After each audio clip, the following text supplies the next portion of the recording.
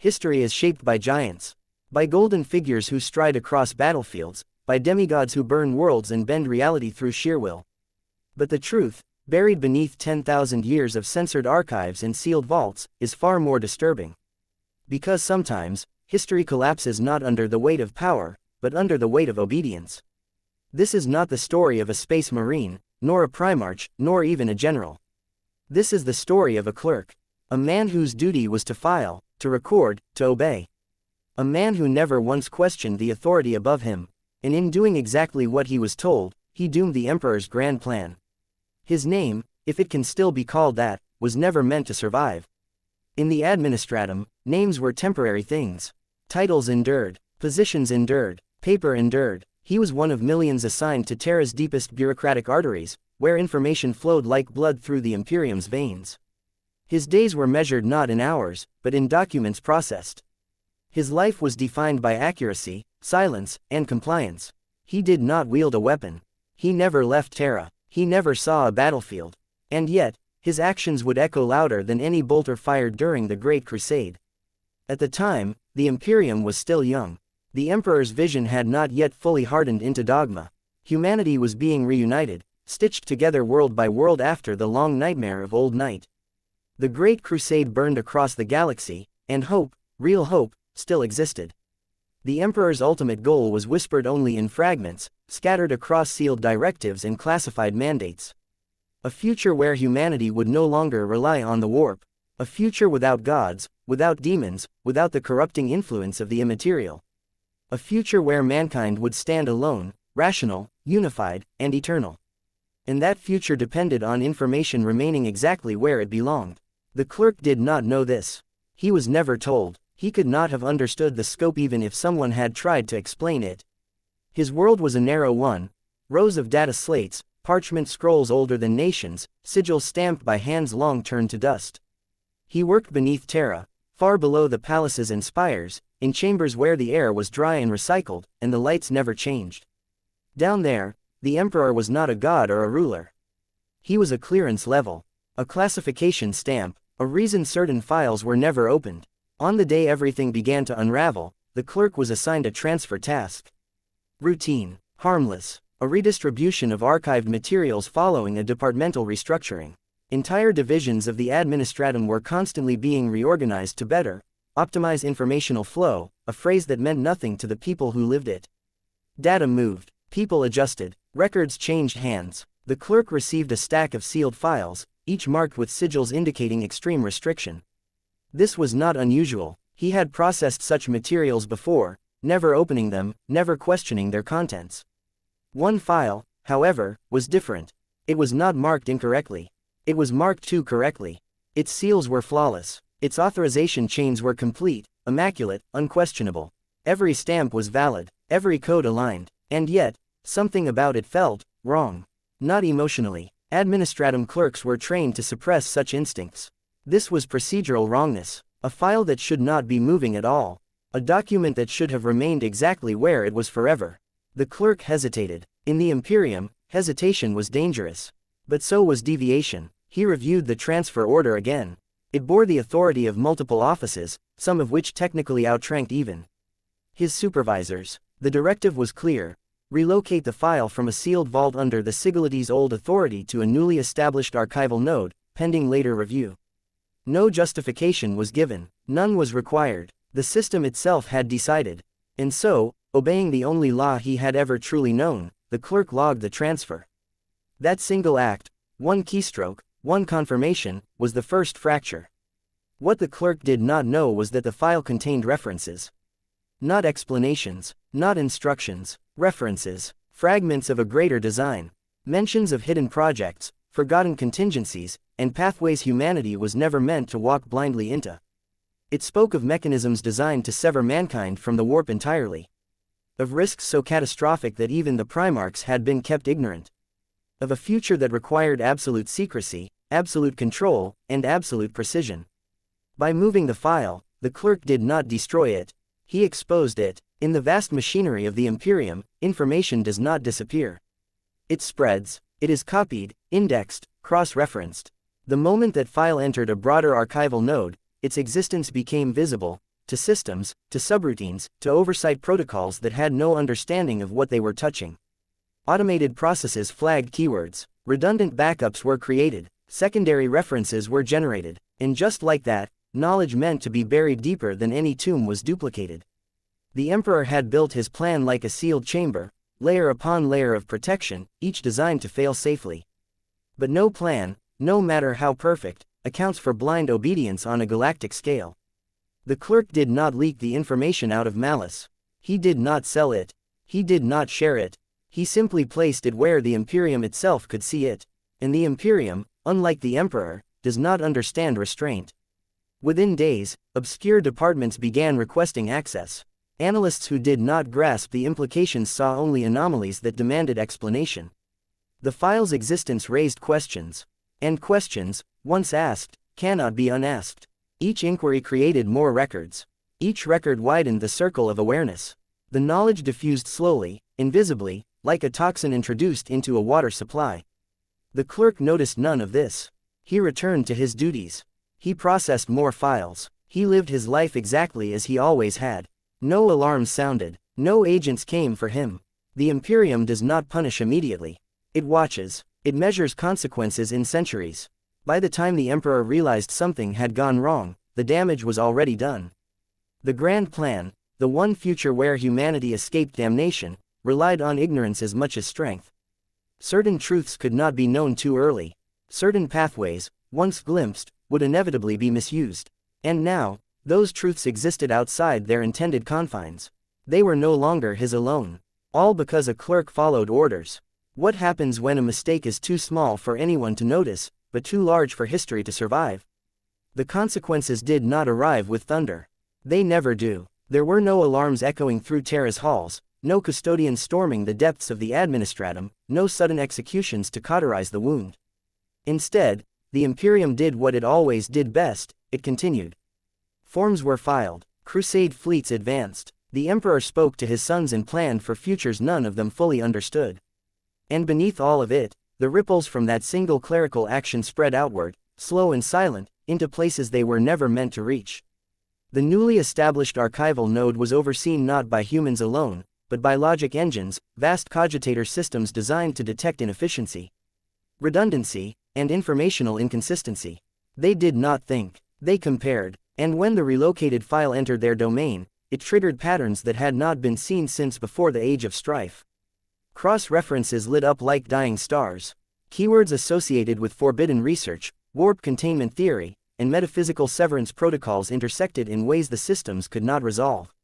So they did what they were programmed to do. They escalated. Sub-requests were issued to oversight offices whose sole purpose was to verify anomalous data.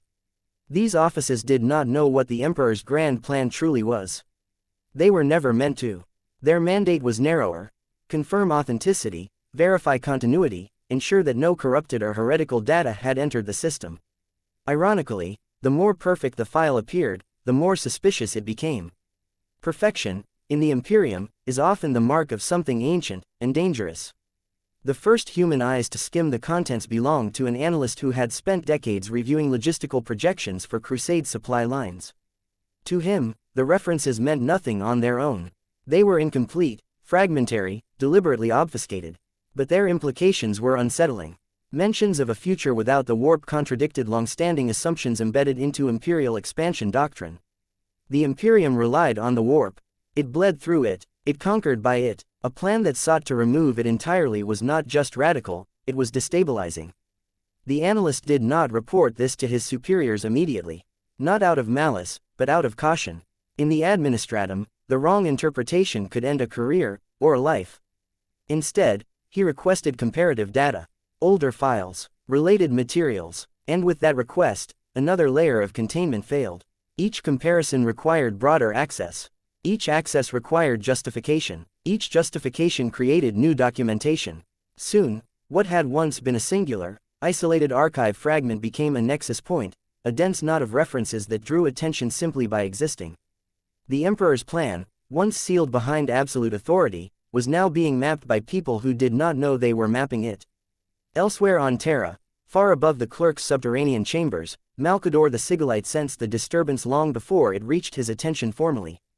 He had lived too long, and known too much, to ignore subtle distortions in the Imperium's informational flow. Knowledge had a presence to him, a weight, and something that should have been inert had begun to move. When the reports finally reached him, they were already sanitized, stripped of context, wrapped in bureaucratic language, dulled into something that looked manageable. But Malkador read between lines others did not even see. He recognized the markers immediately. The references were his, the seals were his, and the file should never have left its vault. By the time he traced the chain of custody, it was too late to simply reverse the action. The document had been duplicated across redundant systems. Deleting it outright would raise alarms far louder than its existence ever had. Worse still, certain departments had already begun theorizing, not understanding, but imagining. And imagination, unrestrained, was more dangerous than knowledge. Malkador ordered a quiet containment. Access restrictions were tightened. Oversight committees were dissolved, for restructuring. Analysts were reassigned. Some vanished entirely, reassigned to projects that would consume the rest of their lives in isolation. But even he could not erase what had already been seeded. The Imperium's systems remembered, and memory, once distributed, cannot be fully reclaimed. Far from Terra, consequences manifested in subtler ways. Strategic decisions shifted by degrees so small no single commander noticed. Warp-reliant doctrines were questioned, not openly, but cautiously, in private correspondence. Certain Mechanicum factions began revisiting abandoned theories about reality manipulation and containment. Fragments of the Emperor's unspoken future began influencing minds that were never meant to carry them. And all the while, the clerk continued his work. He noticed changes around him. New protocols, new restrictions, colleagues disappearing without explanation. The administratum had always been cruel, but now it felt tense. As if the air itself had grown tighter. He wondered, briefly, if he had made an error somewhere. But the system had not flagged him. No reprimand had come, and so he did what he had been trained to do since childhood. He stopped wondering. What no one yet understood, not even Malkador, was that the damage was no longer confined to Terra. Information had a way of attracting attention beyond human awareness. Patterns once aligned only to the Emperor's will had shifted, just enough for something else to notice. In the warp, where thoughts echo and futures bleed together, a possibility had changed. And when possibility changes, destiny follows. What if the first to sense the coming catastrophe was not the Emperor, but the warp itself? The Immaterium does not perceive time as mortals do. It does not wait for causes to become effects. It feels imbalance as a pressure, a distortion in the endless storm of emotion and thought that feeds it. Long before the Imperium would name its coming doom, something in the warp stirred, not in anger, not in hunger, but in recognition. A pattern that had once been tightly constrained, hidden behind wards of absolute will, had loosened. The Emperor's design, never meant to be visible beyond him and a chosen few, had cast a shadow where no shadow should exist. That shadow drew attention. Across the galaxy, astropaths began suffering dreams they could not explain. Not visions, those were common, but absences. Moments where the warp felt thin, quiet, as if something vast had been removed from the future they were unconsciously touching. For beings whose entire existence depended on the Immaterium's presence, this absence was terrifying. They reported it as nothing more than unease, disorientation, a sense of being watched by a future that did not include them. The reports were filed, categorized, largely ignored. Within the Legiones Astartes, subtle fractures began forming long before any open betrayal. Librarians, still operating openly in this era, felt something press against their minds when they reached too far. A resistance that was not demonic, not hostile, but final. As if reality itself was warning them away from a path that ended in silence. Some withdrew, others pushed harder. None understood what they were touching. The Emperor did. When he finally became aware of the informational breach, his reaction was not rage. Rage was beneath him, it was calculation. The plan had never been static. It had always required adjustment, adaptation, sacrifice. But this was different. This was not a failure of strength or foresight. This was contamination, a truth exposed too early, too widely, to minds incapable of holding it without twisting it. He traced the origin quickly. A single administrative action, a single transfer logged and approved through perfectly valid channels. The irony was almost exquisite. He had bent the galaxy to his will, reshaped humanity's destiny, engineered demigods to conquer the stars, and yet the breach came not from rebellion, but from loyalty. The clerk was brought before him. Not publicly, not violently. There was no need. The man was escorted through corridors he had never known existed, past guards whose presence alone could crush weaker minds. He was not told where he was going. He did not need to be.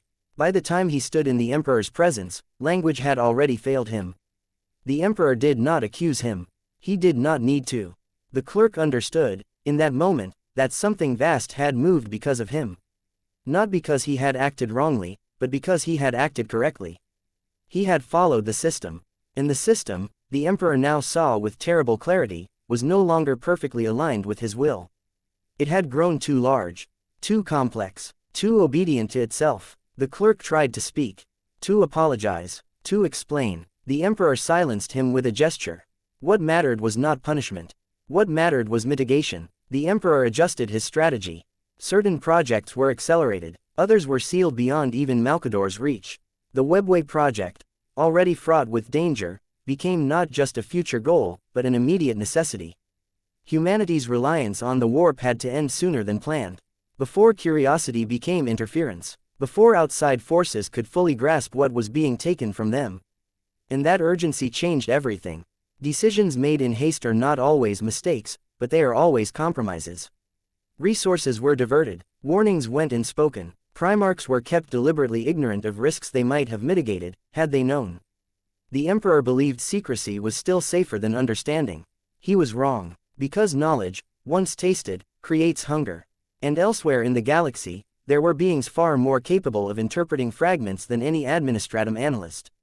Minds that could reconstruct entire futures from whispers and echoes. Minds already predisposed to doubt the emperor's vision. The clerk was returned to obscurity. His memory was altered, his name erased even from internal records. Officially, he never existed. Unofficially, he became a ghost embedded in the Imperium's foundations, a reminder that control is never absolute. And as the emperor turned his gaze back to the Great Crusade, racing against a future that was now watching him, the galaxy itself began to tilt, ever so slightly, toward a war that had not been inevitable before. All because the future had been seen. And the warp does not forgive being excluded. What if the war that shattered the Imperium did not begin with betrayal, but with fear? Fear did not announce itself. It crept, it nested in silence, in half-spoken doubts and unasked questions. The Emperor's sons, crafted to conquer, not to contemplate, felt it as a pressure they could not name. Something in the galaxy had shifted. Campaigns that should have felt triumphant instead felt hollow. Victories carried an aftertaste of uncertainty, as if they were securing a future that no longer waited for them. Horus was among the first to sense it. As Warmaster, the burden of command had already carved deep lines into his certainty. He had accepted the Emperor's withdrawal to Terra, trusted the explanation given, even defended it to his brothers. But now, whispers reached him through channels that should not have existed. Not explicit truths, never that, but patterns. Stratagems that quietly deprioritized warp-reliant infrastructure. Orders that emphasized compliance over understanding. The sudden acceleration of projects that required unquestioning obedience. To Horus, it felt like being managed. He did not yet think of rebellion. That word had no place in his mind. But doubt took root easily when watered by silence. The Emperor had always demanded loyalty, but he had also demanded trust. And trust, once fractured, seeks explanation. Elsewhere, Lorgar felt it as a spiritual wound. The warp had always answered him, gods, voices, meaning. Now there were places where it went quiet. Not dead, but constrained. As if a great hand had begun to close around it. To Lorgar, this was blasphemy on a cosmic scale. Not against gods, but against purpose itself. He did not yet understand the Emperor's plan, but he felt its shape. And he hated it. Magnus, in contrast, understood too much. Through forbidden study and sheer intellect, he reconstructed fragments of what the Emperor had tried to bury. A future without the warp. A humanity cut off from the very realm Magnus had devoted his existence to mastering. To him, this was not salvation, it was extinction of potential. He saw himself, and others like him, rendered obsolete. Worse, erased. The Emperor had not merely hidden the truth. He had hidden it from him. Fear curdled into resentment. None of this would have mattered, none of it, if the information had remained sealed. If curiosity had never been sparked. If the Emperor's vision had unfolded slowly, invisibly, without resistance. But the clerk's action had accelerated the future. It had forced choices before minds were ready to accept them. On Terra, Malkador watched the fractures widen and understood the terrible irony. The Emperor's secrecy, once a shield, had become a wedge. Every act of concealment now confirmed the fears of those who sensed something was being withheld. And the Imperium had no language for reassurance, only authority. Authority breeds compliance. Compliance breeds silence. Silence breeds rebellion. The warp, sensing its own impending irrelevance, did what it had always done when threatened: it adapted. Entities older than humanity, older than reason, began nudging events, not controlling them, but aligning them. Dreams grew sharper. Temptations more precise. Futures were shown selectively, tailored to individual weaknesses. Not lies, possibilities. And that made them irresistible. The first overt act of treachery was still far away. But the emotional groundwork was already laid. Fear of obsolescence. Fear of being used. Fear of a future decided without consent. The Emperor believed he was racing against chaos. In truth, he was racing against time. Because once his sons began to believe they were being shaped for a future that excluded them, the question was no longer whether they would resist. It was how violently. And far beneath Terra, in the endless stacks of the administratum, the system continued to function flawlessly, unaware that its perfection had made catastrophe unavoidable. What if, in the end, the Imperium was never betrayed, but simply followed the wrong instructions to their logical conclusion? The war came, as wars always do, wrapped in justifications. Loyalty, freedom, truth. Each side believed itself righteous, because each side had only fragments of the whole. When Horus finally turned, when brother raised blade against brother, the galaxy named it treachery. History would later call it the Horus heresy, as if the fault belonged to one will alone. But the roots of the catastrophe ran far deeper, into silence, into fear, into a future revealed too soon. The Emperor fought not just rebels, but consequences. Every choice he made after the breach was reactionary. Every acceleration created instability. The Webway project, rushed beyond safety, shattered under pressures it was never meant to endure so early. Magnus's desperate warning, born of knowledge he should never have pieced together, became the final confirmation that secrecy had failed completely. When the warp flooded Terra's hidden pathways, it was not merely an invasion. It was the universe reclaiming something it had been promised and then denied. And the Emperor paid the price. Entombed upon the Golden Throne, his grand plan lay in ruins, not destroyed by chaos alone, but by exposure. A future without the warp might still have been possible, once. But not after minds had adapted to its absence as a threat. Not after fear had reshaped loyalty into defiance. Not after humanity had torn itself apart deciding who had the right to choose its destiny. The Imperium that emerged from the ashes was not the Imperium the Emperor envisioned. It was slower, crueler, paranoid, a civilization built not on enlightenment, but on containment, where ignorance was no longer a temporary necessity, but a permanent policy. Knowledge became heresy, questions became crimes, not because truth was dangerous, but because truth had already proven it could end the world. And somewhere, buried beneath layers of rewritten records and deliberate omissions, the story of the clerk vanished completely. No statue was raised, no curse spoken, no blame assigned, because the Imperium could not accept the real lesson, that the most devastating force in history was not rebellion, not demons, not gods, but a system so vast, so unquestioned, that when a single obedient man pressed a single correct command, the future broke exactly as designed. The Emperor had sought to save humanity by controlling its destiny. Instead, humanity inherited a galaxy where survival depended on never understanding how close it once came to freedom. And the clerk, he lived out his days quietly, memory dulled, purpose erased, filing documents that no longer mattered, never knowing that, for one brief moment, his obedience had decided the fate of the stars. Because in the Imperium of Man, heroes are remembered, but those who truly shape history are erased.